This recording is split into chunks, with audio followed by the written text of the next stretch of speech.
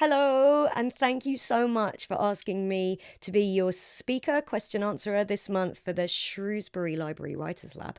I am Sooz Kempner. I'm a comedian and a writer and a Twitter addict, and I'm very, very excited to be speaking to you this month and answering your amazing questions. I loved the library so much as a kid. My mum would take me. We'd go in and I would scan the shelves like a hungry wolf in a field of sheep. Like, what am I going to eat with my eyes and mind this month? Very exciting for me. Also, thank you for bearing with this monstrosity in front of me. This is what I've been using to record all through lockdown, and it's covered in cat hair. And I don't know if you can see that. And obviously, libraries are incredibly important. I'm preaching to the choir here, this I know, but we must protect them because imagine being a kid growing up whose family maybe don't have the funds to get them reading material, to even have the internet at home. There are people who don't have access to the internet at home. Libraries invaluable, and the idea that they're being closed down by this government is crazy to me, and I will step down from my soapbox in like an hour. So the first thing I've been asked, I'm going to read out in full. These aren't my words, okay? This isn't for me to say, this is for other people to say. However, one of your many talents, thank you, is that of Queen of the Twitter threads. Thank you. Your Ian Apper / Christina one really went viral, and the series of cartoons / TV shows views on Brexit always get loads of traction. How do you construct them? It's a unique way of storytelling in the 140 / 280 character limit. Any tips? This is a really interesting question. So for those of you who don't know, basically, I work at night because I am a comedian and a singer. I spend all day on Twitter and I try and use my powers for good. I last year, at the end of May, wrote a single tweet about time I spent as a Christina Aguilera tribute act in Iron Appa in 2007. The main thrust of the tweet was once there was nothing else to eat in the flat and I had no money, so I ate a full jar of Nutella. Fascinating stuff. However, it ended up being the most relatable thing I've ever tweeted. And people were like, you were a Christina Aguilera tribute act in Iron Appa, tell me more. So it ended up being a thread. Like, I have 1,000 stories about that time in Iron Appa. It went super viral. It ended up being optioned for telly. It was a very unlikely way into writing TV comedy. And the cartoons and TV shows views on Brexit, basically, so it's really stupid to explain. I go, here is how all the characters from Winnie the Pooh voted in the EU referendum. And it will be like, I can't remember exactly what I said, but it was something like Rat, Remain, blocks anyone who doesn't have an FBPE Twitter account. It's that kind of thing. So I really like the short form blogging format of Twitter. It's now at 280 characters. It used to be 140. I think the 280 is perfect.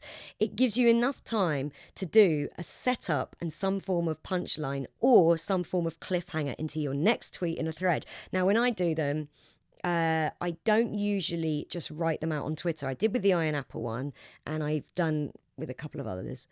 But now I draft them. Is that embarrassing? But I'll have like in my notes document each tweet, and then I'll copy paste them in sort of every 30 seconds. But I'll try and write out the whole thread, because sometimes I'll think, oh, that story of that time I went to the cinema and vomited on my own leg, which never happened. It happened. I can put that as a thread, but I don't know if it all quite works. So I'll draft the whole thing in notes and go, yeah, and then copy paste it. My tips with Twitter are, don't worry about whether it's funny enough or interesting enough, because the worst that will happen, although it's not the worst that will happen, but I'll get to that. But the worst that could happen is that it doesn't get many retweets or likes. End. Slightly worse than that, people reply going, it's not funny. But at the end of the day, all art is subjective. The only other thing that could happen is you've said something really bigoted and people call you out on it, but just don't do that. That's my tip. Andy, a historical non-fiction writer, has asked, hello Andy, where do you get your ideas, life experience, books, films, TV, etc.? To Andy, I say, yes, all of those things. I'm a huge cinephile. Like when I was 16 and I wrote my first ever film script, this is kind of the behaviour of a psychopath, but I watched Goodfellas on a loop for like 2 months. So every night I would get home from sixth form, go up to my room, get my dad's old Toshiba laptop, which he'd gone, I don't need this, you have it. I would open that up and I'd be there writing the script with Goodfellas on. I was writing a movie for Scorsese, De Niro, and myself. I find that when I write, having the TV on with something that's relevant to what I'm writing can really help me. I've been writing a sitcom during lockdown, which is Heaven and Hell as kind of God being prime minister and hell being like, and Satan being like this beleaguered leader of the opposition. They're just jobs. Satan isn't a bad guy. He just has to run hell and it's thankless. So I've been writing that with The Simpsons on or the news on, and it really helps. And with life experience, obviously, surely that affects absolutely everything we write. Every tweet I write, every script I write and all my stand-up is completely influenced by life experience, where even if it's not a direct anecdote from my life. For example, if I was in a cinema and was sick on my leg, which has never happened. Tracy has asked, Tracy, who is a biographer of John Candy, to which I say, oh, well, what? Tell me more. What drew you to writing comedy and what challenges come with that? Okay, I've always been class clown. You get asked a lot as a comedian, oh, were you class clown? And yes, I was always off in my own little world, writing comedy, I guess, when I was 6, 7, when I didn't even know what it was. When I was a kid, my favourite books from the library were Michael Rosen's books. There was one I particularly loved, collection of poems and short stories called Hypnotizer.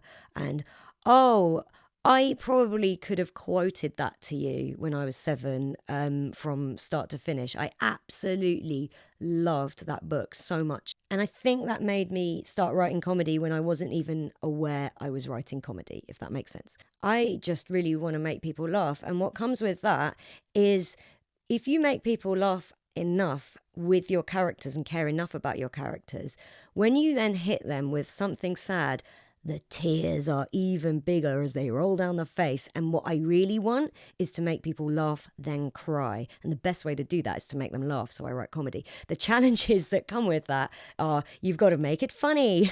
And you don't know if it's funny until people laugh at it. So you can write stuff and go, well, I think it's funny. And there'll be people who'll say to you, if you think it's funny, if you believe it's funny, that's enough. Which I get why that piece of advice exists. But sometimes I have written stuff where I go, this is going to nail it. I'm going to be rolling in the aisles. This is going to be my bankable bit of material for the rest of my career. And then you do it in front of an audience and they go, I don't know why you're making fun of the TV show Luther. This happened to me. But if you truly believe something is funny and you try it out on an audience, whether they're reading it or whether they're watching it or listening to it, and they laugh, then there's something to build on from there. If they don't laugh at all and you go, what was I thinking? You don't even have to scrap it. So the challenges that come from it are you don't know if it's funny really until someone else has reacted to it and found it funny. However, all art is subjective, and if you really do believe something's funny, it probably is. Did Ed Miliband really call you the anti-Donald Trump? If so, in what context? This was after the Ian Appa thread went super viral on Twitter. And Ed Miliband has a podcast that he does with Jeff Lloyd called Reasons to be Cheerful, and it's a brilliant podcast. Ed Miliband saw my tweets, retweeted the whole thing. He said, in these divisive times, finally someone has used Twitter, this hell site, for good and brought us all together, which is very flattering to me. And he said, Sooz Kempner is the anti-Donald Trump. And I went, that is the ultimate poster quote from Ed Miliband, my favourite Miliband. How important is it, brackets, if it is, that your stuff makes yourself laugh when you're writing it? A very good question. I sort of answered that before, I think, in the question about challenges with comedy writing. But it is important, like if you're writing it and going, this is not funny. Yeah, it might be your imposter syndrome in your head telling you it's not funny. It also might not be funny. Sometimes when that happens, it's worth shutting your laptop or closing your notebook, coming back to it a day later or a week later and reading it back and going, oh, maybe I was just in imposter syndrome mood, and it is funny because it is entirely possible that the inner critic is telling you it's not funny.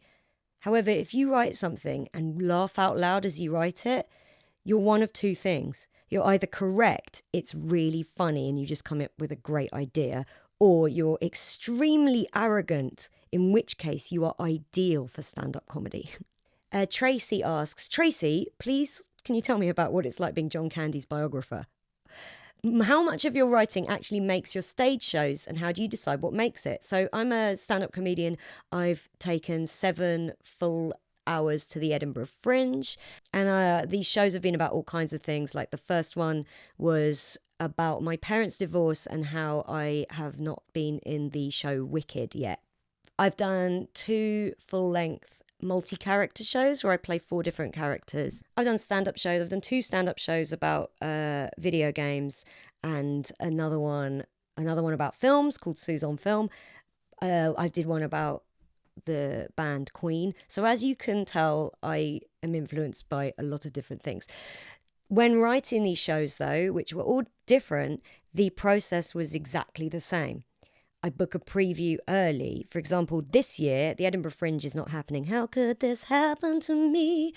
But I didn't know this in January when I did my first preview. And I usually spend 2 days writing an hour. Okay, I just hammer out an hour. I always plan to spend weeks writing it, and it doesn't happen. So I'll have an idea of what I want to do.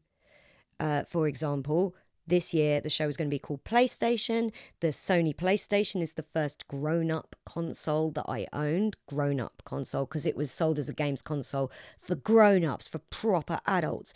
So I had it when I was 13, and the show was going to be about the Sony PlayStation and funny things about that, and also what it's like going from the world of a child to the world of becoming an adult, which when you're 13, you're definitely still a child, but I was going to be becoming an adult. And am I an adult now, age 35? I'm 35. So I would sit down for 2 days and write the hour and hope it comes to an hour when I do it. No rehearsal. I will then stand in front of an audience at a preview with 15 pages of notes. Some of it I'm reading verbatim, some of it I'm sort of just freestyling around it. It would have jokes in there. I'd have the video elements of my shows, because my shows always have video elements. I'd have all that. And you try and have something in place that is a stand-up hour. It's the first draft of what I want to do. How much of that stays in varies from show to show. Like last year, my show was called Mega Drive. It was about the Sega Mega Drive, and whether the ambition that I have, which is immense, I have big ambition, is it misplaced? That was the ethos of that show. So I sat down and I knew that was my ethos, and I wrote the hour. If people saw the finished version at the end of Edinburgh and they saw that first preview, they'd recognise it was the same. It was a shame. It was the same show, but they would also notice, obviously it's much tighter and I'm not reading it, but it would be, hopefully, much funnier than that first preview, because so much of that, I didn't know where the jokes were. And then as you do more previews, and I tend to do about 10 previews between January and the end of July, before you then get to Edinburgh and do 25 shows in a row, you would go, every preview, oh, there's a laugh there. Oh, that bit doesn't work at all. It can go, or it can go somewhere else in the show, or it can be reworked. But it's hard to quantify exactly how much of the writing of the shows ends up in the final show. But my first draft is very recognisable to the final show, if that makes sense, which I know is not the same for a lot of comics.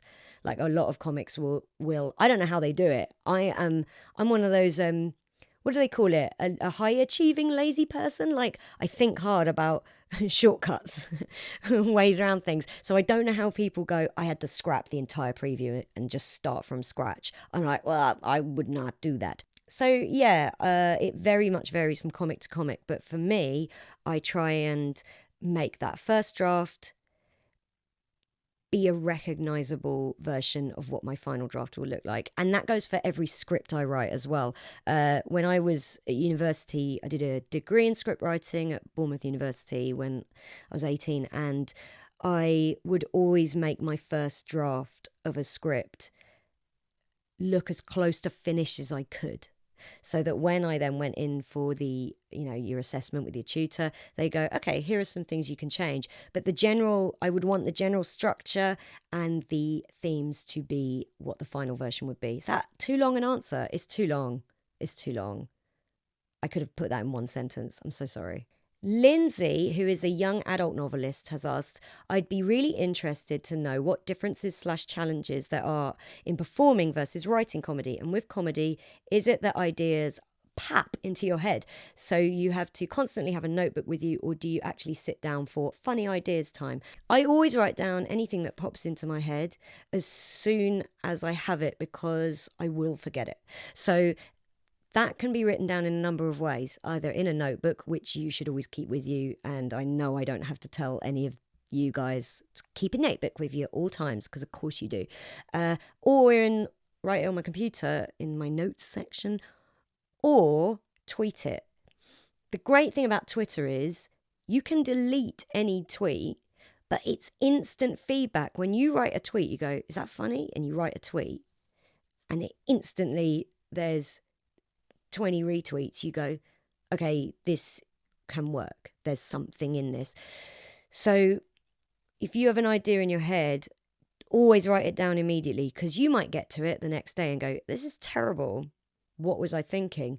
Fine, get rid. The differences and challenges there are with performing versus writing is when you're performing live, you don't have time to go, hang on, here's the joke. You have to keep talking. And if it's not going well, which it sometimes does not, if it's not going well and an audience is not enjoying it, you have to then win them back round with material that you might now be losing faith in rapidly. So what I will say is, when you're writing it, you get loads of thinking time. When you're performing it, the thinking time has to be quick. However, the advantage when you're performing it is, if you are a seasoned performer, and by that I mean you've done a lot of it, so I've been doing stand-up for 11 years, I now know I can just switch to something else that is what is called in comedy a banker. I can just do an old bit of material that 99.9% of the time will land, and then if you've won them back round, you can go, okay, my confidence is back, their confidence in me is back, I might try this bit now.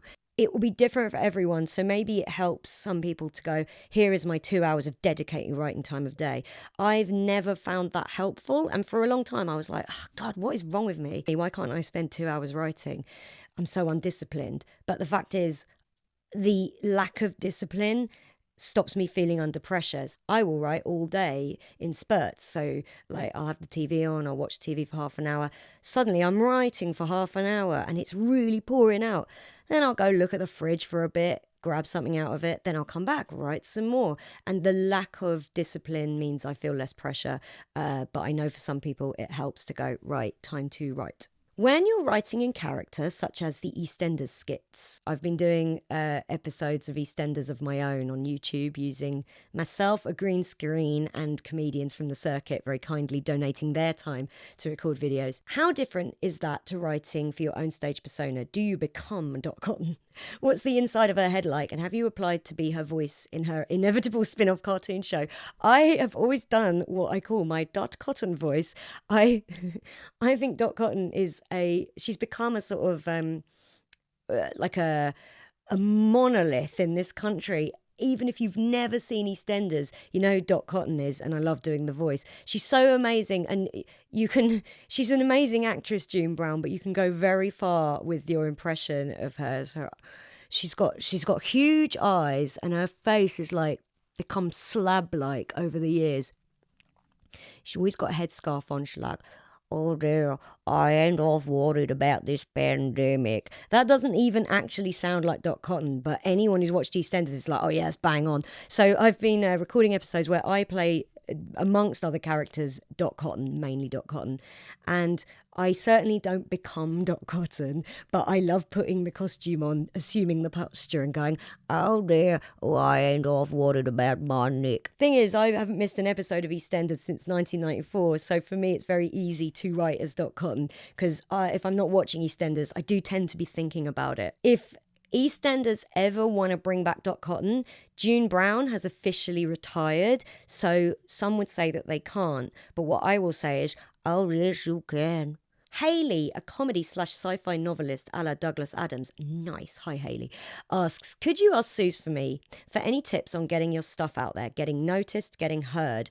Oh boy, if there was a formula, we would all be doing it, and I certainly wouldn't have waited till I was 34 to go fully viral. Going viral with that Iron Appa tweet got me for the first time. There was like several high-profile literary agents going, we will represent you. And for the very first time in my entire life, having at that point done comedy for a decade and been performing for 15 years, I had a choice. My tips would be, keep getting your stuff out there. Keep making content and keep getting stuff out there and sending it off, because you never know who's going to see it and what the thing might be to change your life. I wish I could give you a better tip than that, but I can't, because, like I say, if there was a formula, I would have done it age 19 when I wanted to be an actor. And then Hayley asks, how do you balance the risk, for example, in putting your stuff online/social media, i.e. the benefits being getting it heard, but also getting it nicked? I don't know how anyone would be so brazen as to steal a story, for example, of me going to the cinema and vomiting on my own leg, just pulling like a hypothetical out of the air that did not happen. If someone nicked that, it's so obvious that it's mine. So I don't really know the risks of putting it out there and someone stealing it. I think are outweighed by the risks of putting nothing out there just in case someone steals it or just in case someone doesn't like it. Because if you never put anything out there, how's anyone gonna notice what you do? I have had tweets nicked in the past. I've seen it. So it must happen a fair amount, because there'll be times where I don't see it. It happens. I can't think of a TV idea that I've had that's been turned down that has gone on to be a success, because I don't think it's happened. So yeah, when I put anything out there on social media, which I do regularly, at Sooz UK, follow me, guarantee follow back, I don't think, what if someone steals it? Because the only way to guarantee it won't get stolen is to not put it out there at all. I don't know if that's helpful, but that's the best I can offer. Tracy is thinking of doing a comedy writing MA. Do it. Do you ever have confidence issues, and how do you get over them? Yes, I do. When I was in my mid-20s, I was worried all the time that people were going, she's weird and she's not funny. Doesn't she know that you should be a lot more attractive than that if you're trying to do a career as a performer? Oh, she's not a good writer. I used to think all those things and worry that people were thinking them. And as I've got to 35, I guess I just care less. You still care. Like, we're not psychopaths, so we're going to have imposter syndrome sometimes. But if you've got that voice in your head telling you, you can't do it, I challenge it and go, but I can. Just before every preview of an Edinburgh show, I will have a point that day where I go, please let me get some sort of vomiting bug so I don't have to do this. But so just give me any reason to not have to do it. But then you do it, and the worst that you expected to happen never happens. And even if it does, you deal with it. So I would say, I don't know how old you are, Tracy, but I got to 35 and cared a lot less most of the time. Finally, if you could, what kind of Sonic game would you write, and would you appear in it? What kind of Sonic game would I write? I wouldn't. I would ask Christian Whitehead to do another amazing 2D Sonic game in the vein of Sonic Mania, which came out 3 years ago, and we want another one. I would have that, and I would ask to be in it just as like in the corner of the screen, just like a constant loop of me going, because I love it so much. So that's who I would play in that game. I've been asked finally for any other pearls of wisdom, and here are the 3 greatest bits of advice I've ever heard. And 2 of them are, for some reason, from comedian Jay Moore, an American comic who I'm not like some big fan of, to be honest. But he said 2 things which I'm like, that's the best advice I've ever heard. The first bit of advice I'm going to give you is from Stephen King. He said, write your first draft. Just write your first draft. Do it. And then decide what it's about. So don't sit there agonizing over starting something. Start it. Write the draft, then you can work out what it's about. Such good advice. And he's done quite well, I believe. Jay Moore, his 2 pieces of advice. The first one is, if you find your best friend who you want to kiss, hold on to them forever. It's not really relevant to writing, but I'm like, oh God, that's such good advice.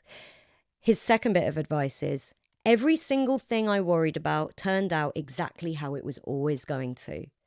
So you might as well not worry about it. And if you are worrying about it, you can tell yourself, it's going to turn out how it turns out. And maybe you'll worry a little less. I hope some of that has been helpful for you in some way. I'm super grateful to be asked to do this. And yeah, thanks guys. Big fan.